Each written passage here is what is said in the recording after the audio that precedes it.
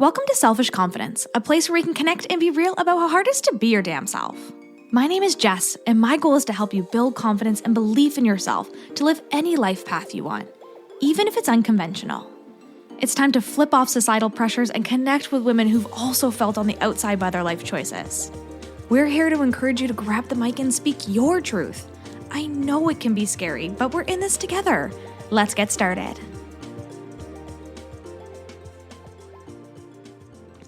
Hello, and welcome to this week's episode of the Selfish Confidence Podcast. It's Jess here, and today is a really fun day because I have two of my favorite people hanging out with me here. I have my very good friend Alex and my very good friend Colleen from the Imposter Sisters. How y'all doing? We are great.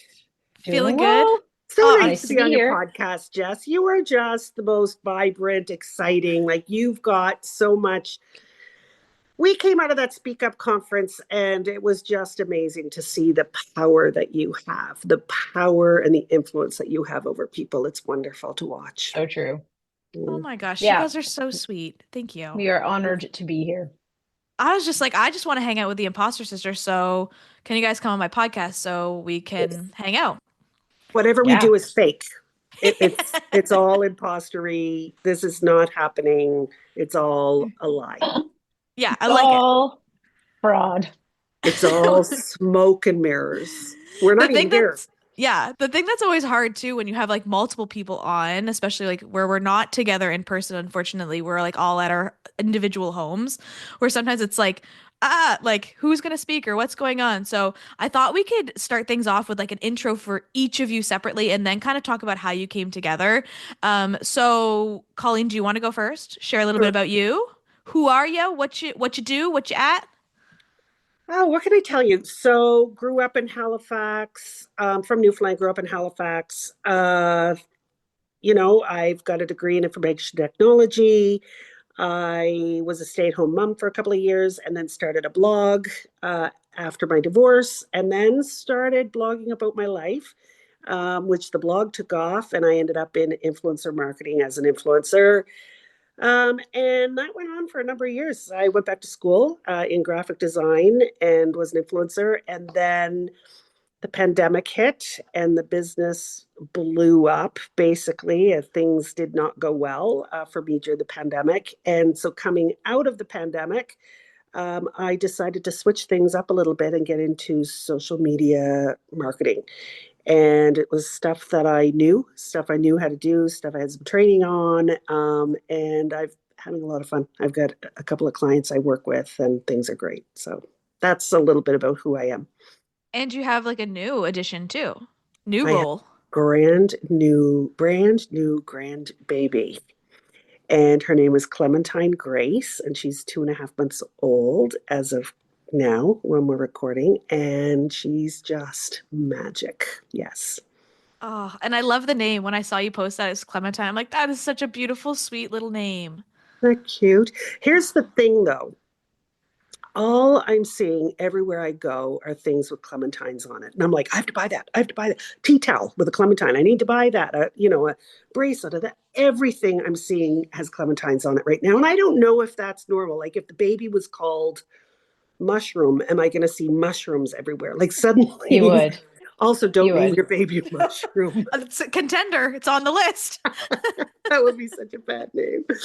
But yeah, I'm seeing clementines everywhere. Yeah. Oh, that's so sweet. It's almost like a nice like spirit guide sign too. Yeah, either that or clementines are really popular in 2024. Yeah. I don't know. I love it. Well, congratulations on the new edition. Thank you. Alex, you want to give us a little intro? Who are you? Where are you? Sure. I grew up in Yarmouth, if we're starting with hometowns. I came to Halifax to go to Dal. I did a business degree there. Ironically, didn't take any marketing courses, took finance and accounting, and decided pretty quickly I did not want to be an accountant or a financial analyst. Did some IT training after I graduated, and the bottom fell out of that industry just as I graduated. So I moved back to Yarmouth for a year, and there happened to be a municipal government program going on where they were building websites for local businesses as part of this funding grant. And I was the most experienced, so I got to lead a team for the first time. And it was also my first time kind of doing anything creative, because I had really focused on math and the business part of math, math part of business for most of my education. So it was my first time doing any kind of graphic design or website development. And I really enjoyed that part of it, really enjoyed the marketing part of it, and had never really thought about that before. So that kind of shaped the rest of my career. I stayed there for a year. It was a year-long program. That was about as long as I could handle living back at my childhood house. Came back to Halifax, got a job as a graphic designer. That company then went bankrupt. And ended up working in the beauty industry in sort of an entry-level admin position, and was able to move my way up into running the marketing department of that company for about 10 years until I had my son. And then worked in radio marketing for 5 years, and had a brief little jump into recruitment marketing, which pretty much told me I did not want to work for anyone else anymore. So then I went into my own business. That was about 6.5 years ago.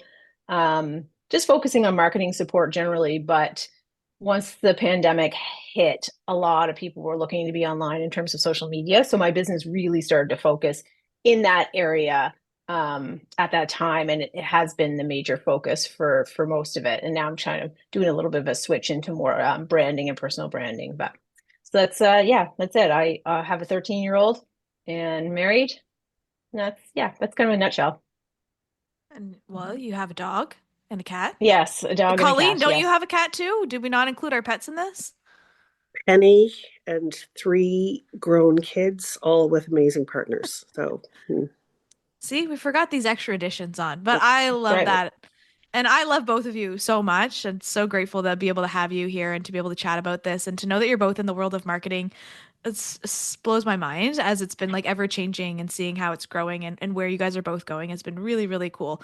How did you two come together and start the Imposter Sisters? Like, where did that even come from?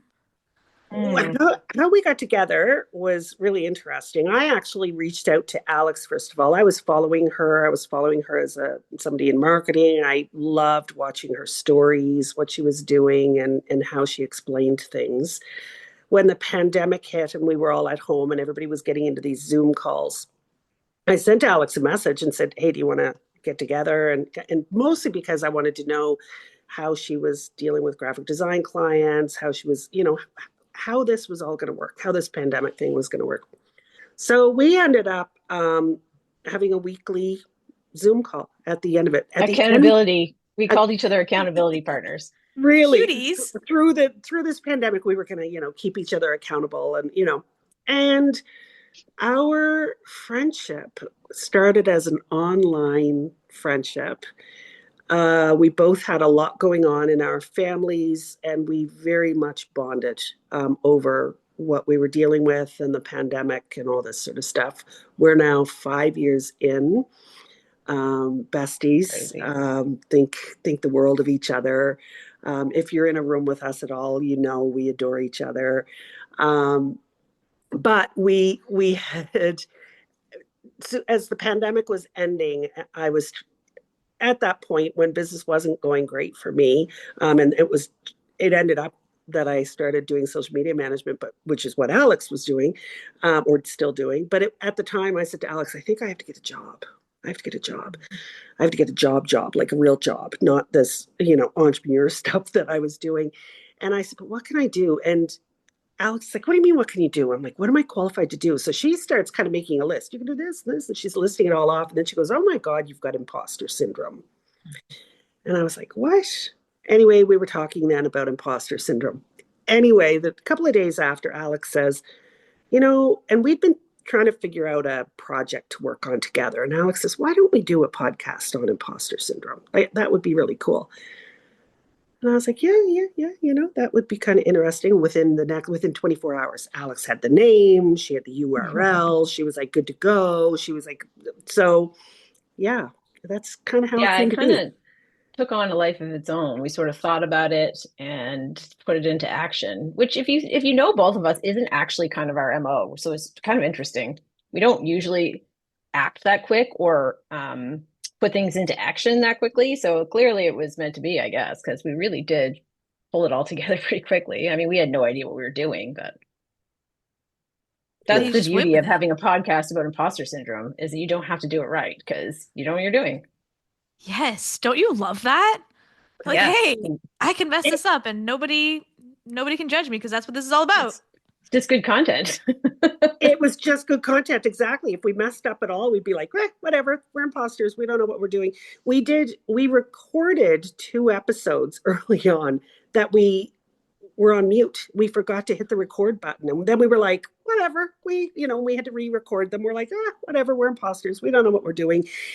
And we kept saying that for a while. We were probably well into season 2, still saying, we don't know Oh what we're yeah. doing when we got called out on it. And they were like, Mhm. you do know what you're doing. You're doing a really good podcast. You got to stop saying you don't know what you're doing because you know what you're doing now. So you get to the point when you can only fake it so long, and then it's like, oh, wait a minute, now we're actually making it. We're pulling this off. So we had to kind of change how we were phrasing some things. But But now when we mess up, we actually have to take accountability for it. That yeah, sucks. yeah, it sucks. I like both of your faces. You're like, oh, dang it. But that's the Mm, thing. It's like, it's almost easier to stay behind that bubble, like that wall of protection that says, like, I don't know what I'm doing, so don't judge me. Like, especially when you're putting yourself out on the internet, like, and Yeah. podcasting can be really, really scary. But it's like you have this wall of protection of, like, I don't know what I'm doing. I'm not perfect. Hee hee hee hee. And then once you're a couple seasons in, which I think you guys are, it's like, well, when do you say, I know what I'm doing? I'm not an imposter Yeah. anymore. yeah, I think we got to the point with the technical aspects and stuff like that it was like, okay, if we want this to be what we want it to be, we need to hire some outside help. And we brought in BNV Communication, BNV Media, because we weren't sounding great. We were still running it from the coffee shop. You could hear the fridges in the background, which we It loved just doing it in the coffee shop, but it limited our capability to have mm, multiple mics, which meant we couldn't have multiple guests. So we were just sort of running into a lot of obstacles by staying in that location. It was amazing, and it really lent to the brand of what we were doing. But this year, having help with the editing and being able to make sure that we have sound control and quality, and being able to have multiple guests has just been a game changer in terms of freeing up some time for us as well.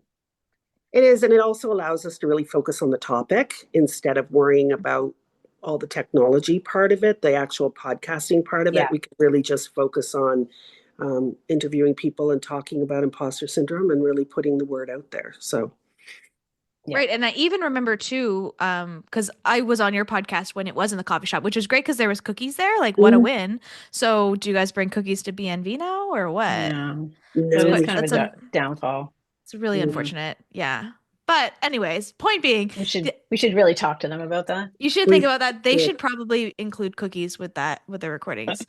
But I was thinking about even taking the things off your plate because I know adding for both of you as business owners, having clients and having so many things going on behind closed doors, the extra addition of a podcast can be a lot on an entrepreneur.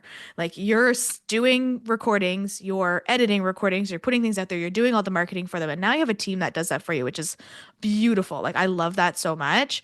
How has that freed up your capability to be able to expand the podcast even more now?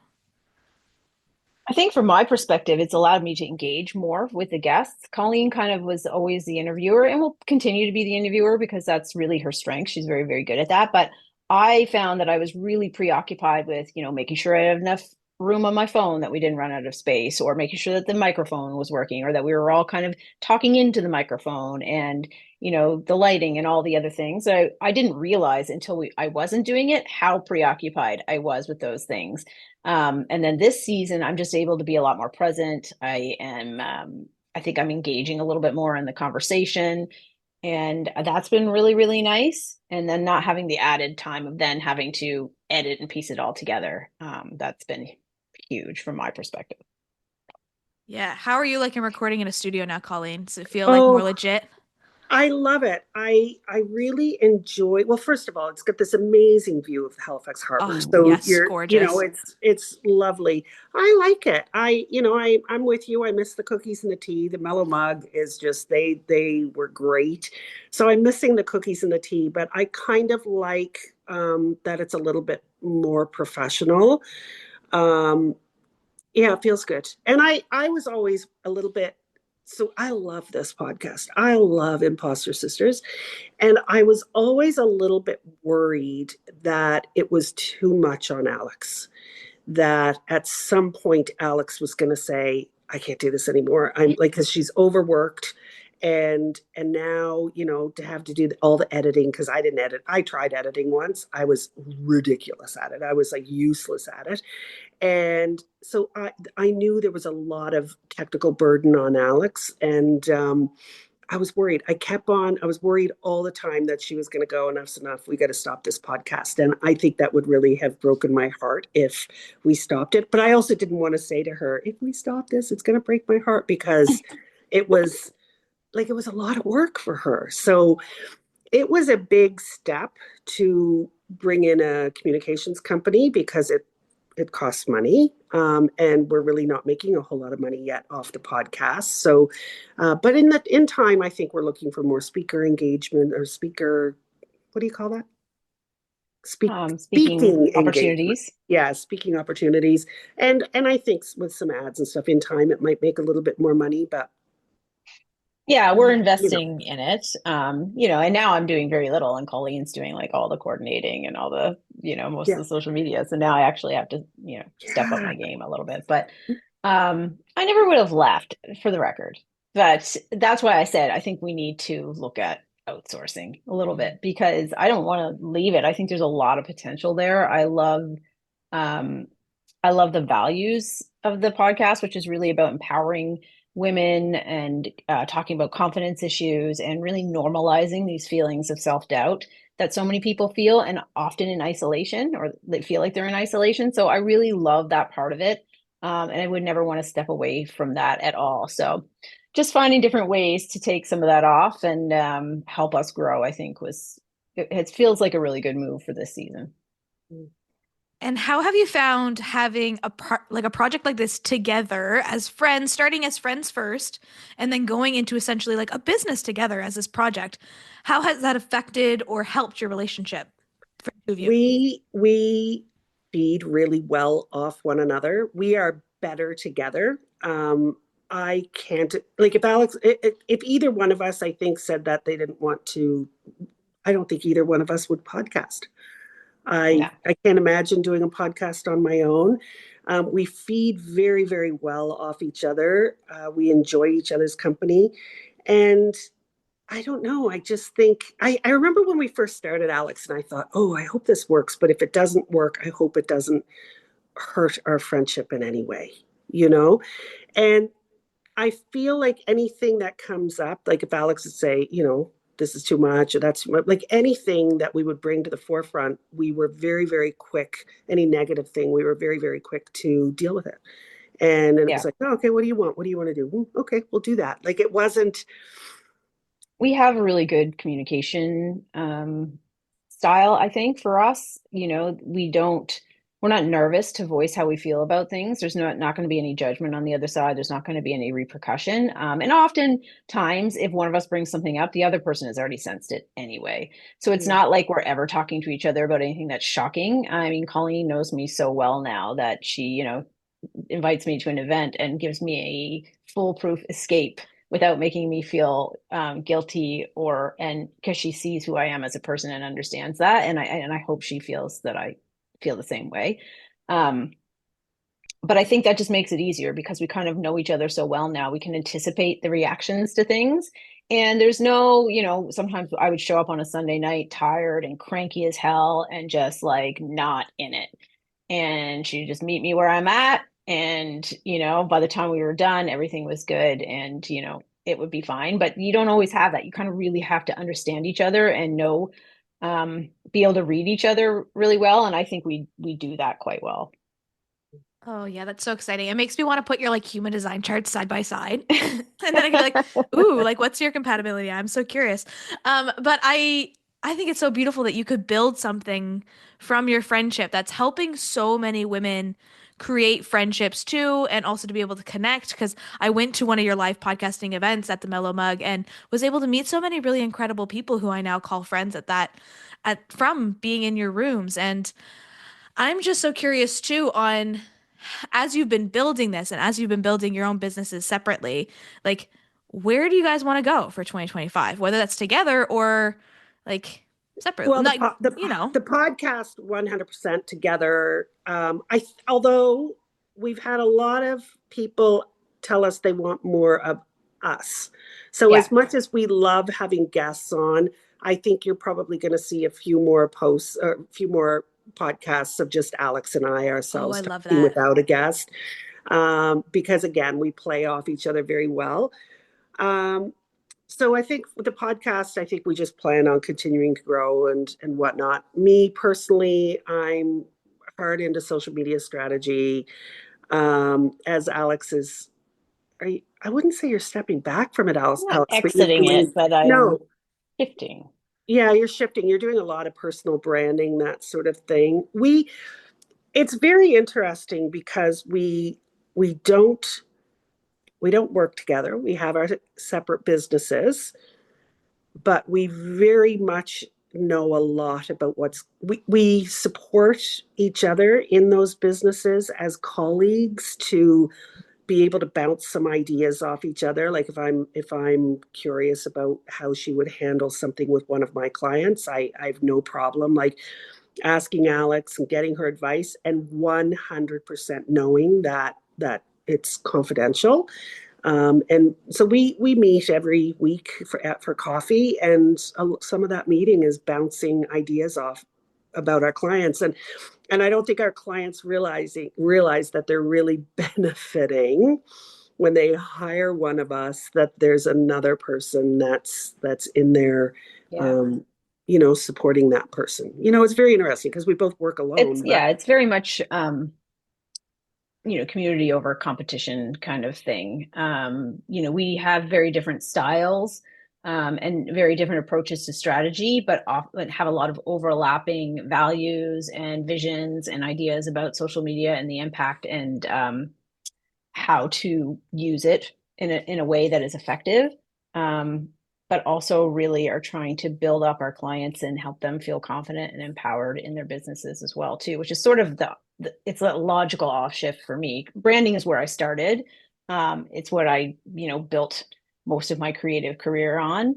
It's what I did throughout most of my corporate life. So going back to it in this fashion feels really, really aligned because it's very working one-on-one with people to help them feel confident enough to be themselves in their business, which is something that I've been working on personally for a long time too, and has made a huge difference for me. So excited to be able to kind of take the best of both of those worlds that I've been working in and make it into something else. But then it also really ties really nicely into the imposter syndrome because it's all about confidence and overcoming those hurdles. So yeah. I, I love that. And I love that you say like that community and collaboration piece over competition. Because I think sometimes in this field too, podcasters and marketing and social media, we can get caught up in that, like, oh, well, they're doing this, or like, I don't want to copy them, or all of that energy, right? Where community and collaboration is like the best approach to come from this. And you're right, Colleen, in saying like your clients don't understand the benefit that they have getting two marketing masterminds essentially for the price of one. Like you guys should probably raise your prices, by the way. But like think about that from that perspective, like how cool it is that you can work together and there not be that energy of competition from sisters. Like what a beautiful gift that is. And same thing goes with the podcast, with your businesses and all of those pieces. If someone listening right now is like, oh, well, I have this idea, or I want to start a podcast, or I have a project on my heart, but I'm absolutely terrified, what advice would you tell them? Do it. I mean, it's cliched, and everybody Mm. says, just do it before you're ready. But there is no ready. That's the reality of and yeah, it's definitely terrifying. It's always terrifying when you're growing, though. No matter what you do, there's that feeling of discomfort. I'm living in it right now, trying to make this shift, and I have to keep coming back to myself and being like, "This is okay," feeling like this is okay, like it's not. I tend to catastrophize or awfulize or whatever you want to call it. So I'd be getting really much better at stepping back and being like, okay, you're just in this flux right now, and that's okay. And it feels uncomfortable, yes, but you can't get to the other side of it unless you live in that flux for a little bit. So yeah, I think it is true. You just need to kind of go for it, because how are you ever going to know if you don't try? And I think just about every one of our guests at some point or another has said if they are feeling uncomfortable, then they're doing the right thing. Like if you're feeling challenged, if you're feeling a little like this is a little uncomfortable, this is a little uneasy, I'm not like I'm a little nervous about this, then maybe that's the way you need to move. Like maybe Yeah, you because need to. we're so prone to backing off as soon as we feel that discomfort. So it feels unnatural to push through it. But it is really the only way. It's hard to lean in. And like I know Alex has got this big shift going on right now. And I said to you the other day, I said, Alex, in the new year, do we need to sit down with a big sheet of paper and just brainstorm it all out? Like let's just push it all out. Because sometimes like you've got it. You've got the idea, you've got the plan, but making the next step is this big mental difficult jump, Yeah. even though it's all there, all the pieces are there. So it's like, let's sit down. So I think sometimes having that, we called it accountability partner that turned into best friend, but whether it's your husband, your sister, your friend, like find that person that's going to push you Yeah. Give you the push. just Yeah. that much that you need, just not over But the edge. also like, and see you where you are, and validate those feelings too. And I think that's something that we really do for each other, and that I certainly appreciate, is being able to show up and just like throw up whatever is going on in my life, and not be like, oh, well, maybe you should have done this, or, why are you constantly talking about that? There's none of that. It's just like exactly seeing you where you're at and saying like, yeah, I get it. And you're completely right for feeling that way. And then, maybe we think about it this way, or just sit there in it. And that to me is huge, because you always have people that are trying to fix you, fix you, fix you, fix you. And I really love just being seen and validated. And I think we need that. We need somebody in our life that can do that. So yeah, Colleen is right. Find yourself a person that can do that for you, because when you're going through these things, you're going to have all that huge emotions running at you, and you're going to want to run the other direction. So having that person there that can kind of bring you back down to reality or see you where you're at, is so helpful to stay on course. Yeah. And if you're listening to this and you don't have that person, you're like, I can't even think of a person in my life who could do this for me. Like, my partner doesn't get it. My family doesn't get it. I'm the weirdo, which I think we can all relate to, feeling like being the weirdo. Do what Mm-hmm. Colleen did and find someone online and send them a DM and be like, hey, I'm watching you. You want to hang out? And then, I did. it, It's kind of stalkerish, eh? yeah, you did say I you were don't know. Like following I her. couldn't.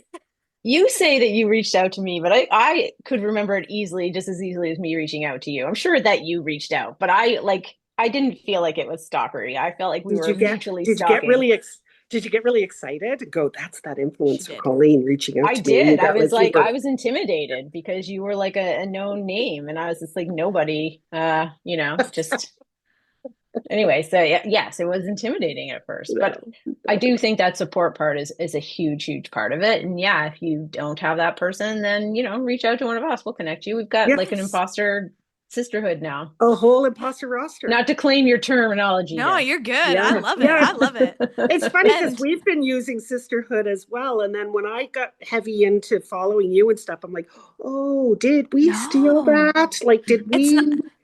I feel like that's like a great word right now, though, for the collective of women who are coming together. Because I have other friends who have sisterhoods too. Like, I just think it's this beautiful empowerment piece of like, we're sisters. We're all in this Yeah, together.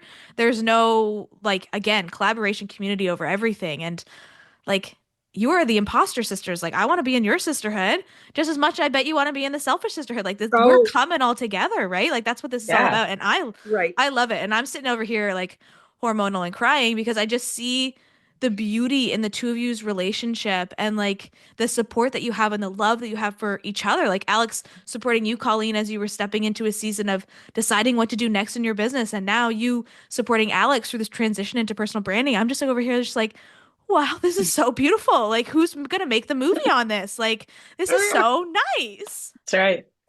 We are currently looking for someone to write the screenplay. Yeah, for the Hallmark movie of friendship. Mm, Yes.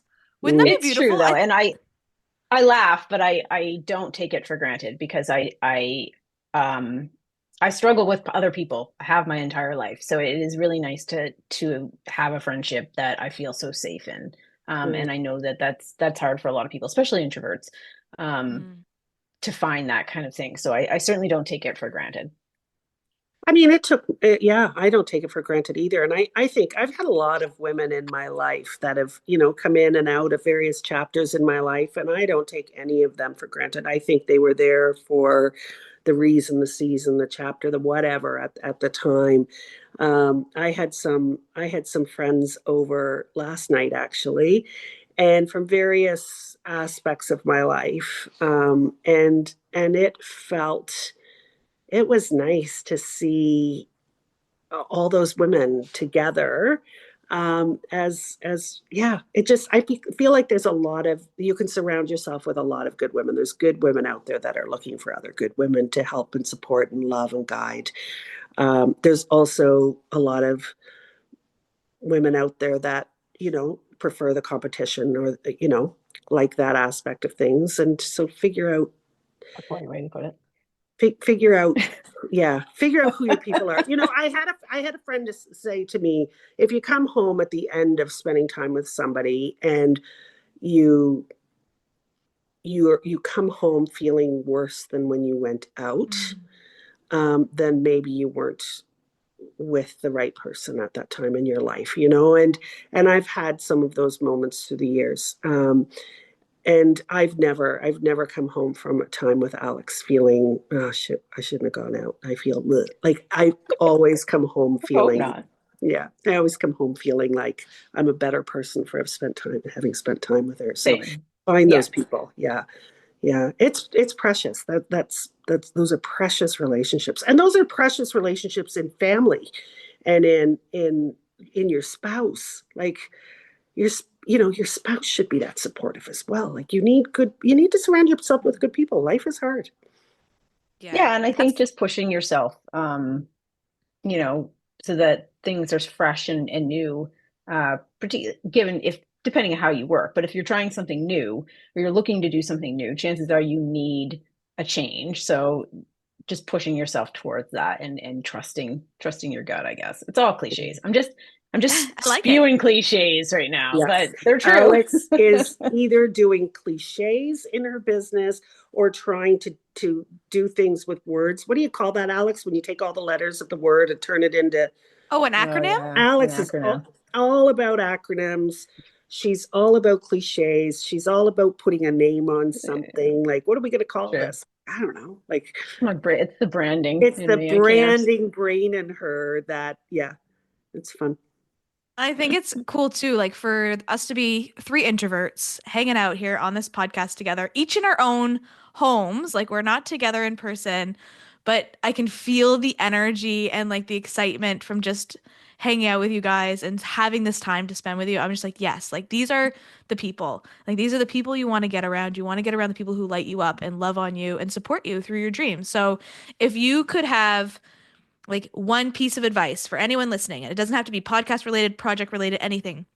Just it's new year. We got some thoughts. Like, what's the life lesson you want to instow on someone listening today? I know it's a big A one, but I whole life lesson. just anything, just one thing that if you're like, you feel it right now, you know what you have to say. The person listening Well, right now needs to hear it. See, Alex I've knows. got something. Go. Well, I've come across something in some of the stuff that I've been working on, for clients about New Year content, and I came across this New Year True You because I really dislike the New Year New You bullshit because there's so Oh, much love pressure that. around that and so much like patriarchal shit Hmm. attached to that. I don't know. Can I swear on your podcast? Sorry. You can do anything you want, Um, baby. I think that there's so much pressure for us when a new year comes around and we need to make all these changes and we need to fix who we were or whatever, or like think about all the horrible things about us or what we haven't done. And I really like this notion of the true you, and really coming into who you are as a person. So my biggest piece of advice is to get clear on that and put some things in place so that you can really live that way. Because what I have found in my own personal experience with struggles with self confidence is that when I'm not living that way, I'm not living to what's important to me, that is when the biggest drops in confidence happen for me. When I'm trying to be somebody else, or when I'm trying to project something that I think maybe other people want, rather than what I really want. So I think just getting really clear on what's most important to you and the kind of person you want to be, and putting things in place that enable you to live that way is going to really close that gap. It's Oh, not that's it's good. not an overnight thing. Like, it's not an easy practice. It definitely takes time and it takes work, and you have to really go through some steps to get there. But once you do, and once I call it living within your values. I think lots of other people talk that way too. But if you're living to those values and you have all the things in place to enable you to do that, like boundaries and support systems and understanding what your motivators are and your non-negotiables, it just becomes so much easier to feel like yourself. I like And that. I like that New Year true you. That's yeah, it's cool, interesting eh? because everything to me is always like New Year, like lose weight or Mhm. do this or go to the gym or all that, be a new person. I don't want to be a whole new person. I rather like who I am. There's bits of me that need a little work, and also I need to we need to be authentic. So I like what you're saying. So I would like to say ditto. And you know that, have you ever seen that ad, that house that has all the lights on for Oh Christmas and it's yeah, all yeah. lit up beautiful, and then the other house, the next door neighbors just go ditto. I'm going with the ditto. With an arrow, yeah. Yeah, with the arrow. So she just lit up the screen with all the things that we should do, and I'm gonna say ditto. I love it. Great Mm. advice from both of you. I I mean, I love think it so just much. No. you live that way. You know what it is. That I think was part of your journey too, is just really getting clear on who you are and building your life around that. And I think it's hard. I think it's hard for us when we're growing up and we're trying to fit into all these different molds and we're trying to figure who we are, and we have like, outdated relationships that we don't realize maybe aren't serving us anymore, and we're building our careers, we're building our families, we're building our homes. And then all of a sudden we wake up one day and we're like, wait, what about us? Who are we? Yeah. Like, And I think my advice for all of this is to get clear on who you were early. yeah, Like if you can. if you can. So that was not a practice I ever did. I never looked at who I was, what I wanted in life. I had business goals, but never personal business, like who am I in all of this, because through being a wife and through having children and all that stuff, I lost who I was. I didn't know it. Like, I completely lost who I was. And it's only since I've really been an empty nester at, I guess my last child moved out at 50, when I was 51, maybe. It was only at that point that all of a sudden I was like, oh shit, who am I? Like, what do I want? What do you know? And that was during the pandemic. So it's only really now a little bit that I'm diving into some of those ideas of who am I. And so I recommend, I guess, that maybe people take a look at that a little bit earlier if they can. Um, but also, it's never too late. Mm. I'm 56 now. It's not too late to decide what I want and how I want to live my life. Um, but Yeah. yeah, And the other thing I was going to say about that too is getting really clear on your own definitions of success. Because when you start businesses and you start projects, there's all these other things that come to mind, like, oh, I need to be making this amount of money, or I need to sound like this, or I need to, have this many followers on social media. I need to this or this and that. And a lot of times those measures of success aren't yours. You can reach all those milestones and be miserable. You can be burnt out. You can be overwhelmed. You can like be continuously reaching for more. And if you don't kind of take like a little bit of a dive back and understand what exactly it is that you want to make you happy, is it flexibility in your schedule? Is it freedom? Is it time to spend with family? Is it reaching a financial goal so that you can then do this and this and this? Because financial goals aren't bad, but sometimes we have financial goals that aren't really our financial goals. And we strive for them at the expense of our mental health and our well-being. So I think that's really important too. It's just understanding what it is you want as an outcome from the project before you even get started, so that you can make sure that that's what you're striving for. Right. It's tough on social media because there's so much comparison, right? So Yes. we look at what somebody else is doing and we're like, okay, she's doing it right, obviously. So I want to be her. I want to follow what she's doing. I'm going to do exactly what what that person's doing. But that person might have different wants and dreams and goals than you do.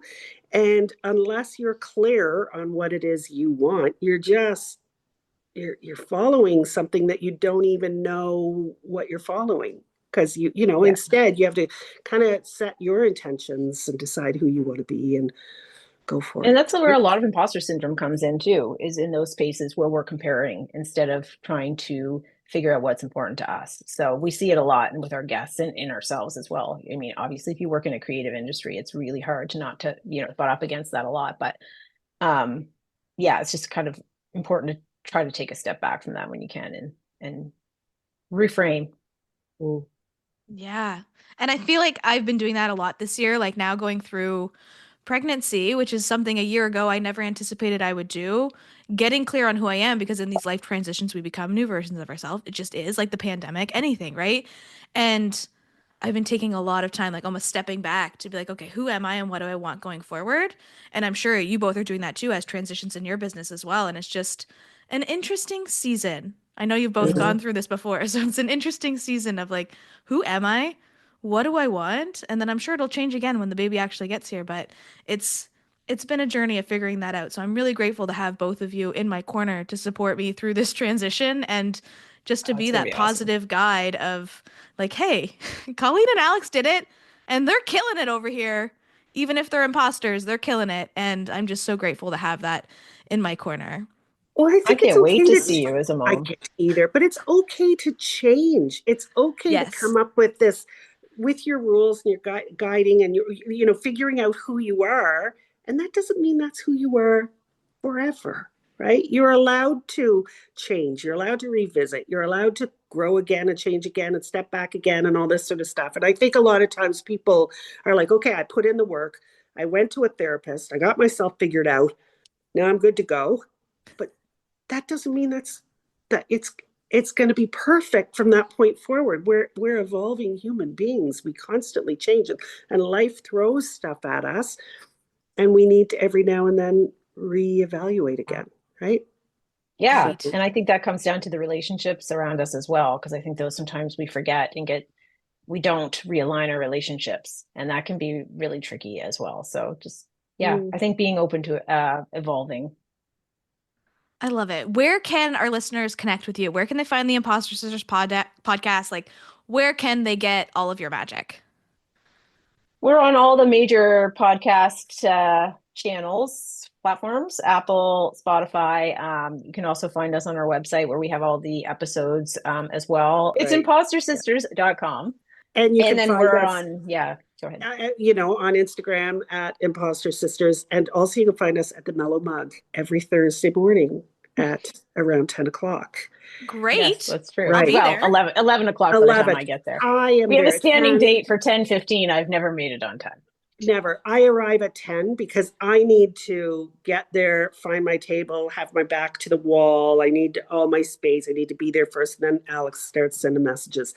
I haven't left yet. Surprise. Surprise. She gets there eventually. I just do some work until she gets there. So, He doesn't expect me on time at this point, at least. So it's like, it's not great, but it's an understanding that we have. I just can't get my shit together. So I count on it actually. If you were to be there on time, it would mess me up, I think. Yeah. I put in okay. I know when you're coming. I love You can that. also find us individually on Instagram Yes. as well. I'm every day I'm branding. And I'm Queen of Curtains. Perfect. And I will put all that in the show notes too, because I know that was a lot of handles and you're listening to Yeah. this while you're I driving and you're know. just like, I can't Can't stop and do stop. this. Make But it don't stop. Yeah. worry. It will be in the show notes for you to be able to check out their podcast and check out their magic that they have that has just been so beautiful. And maybe you just want a little bit of like their friendship magic in your life too. Like go listen We're to their kind of podcast. funny, we've been told. You're kind of funny. You're kind of funny. Yeah. I love it. Yeah. Well, thank you for spending time with me today, recording this podcast episode and being here. I'm just so grateful for both of you. The Thank you for feeling is having us. mutual. Feeling is big time mutual. We are so happy to have you in our lives. You have brought so much joy to both of us. I think We are and huge Jess fans. big Jess fans, but also big fans of like the people that surround themselves in your life. Like we're big Jess fans. Yeah, that's a good way to put it. Ditto. Well, I'm big Colleen and Alex fans. Big fans over here. It's a love fest. Oh, I love this. If people listening to this are either vomiting or really enjoying the love over here today. Yeah. And I would probably be one that would vomit. So if you're vomiting, I'm with you. Like I get it. It's cringy, but I love it. I did ask Alex earlier because she just went on a trip with her partner. And I'm like, were you guys holding hands, kissing? She's like, ew, Jess, gross. I'm like, no, you didn't even hold hands once. Well, maybe once. I was like, okay. Yeah, I can't picture you holding hands. I'm not like a huge public affection person. I'm not really a huge affection person. A real treat to be married to. Yeah. He's happy. Don't worry. He's good. I'm happy. That's right. Awesome. Thanks so much, my friends. Thanks for having us. Thank you. Mwah. What's up, sis? I am so glad we could hang out today. If you love this episode, send it to a friend or share it on your social media and tag me so I can personally thank you for helping me sprinkle some confidence in the world. And don't forget, you are magic. Let's show the world your shine.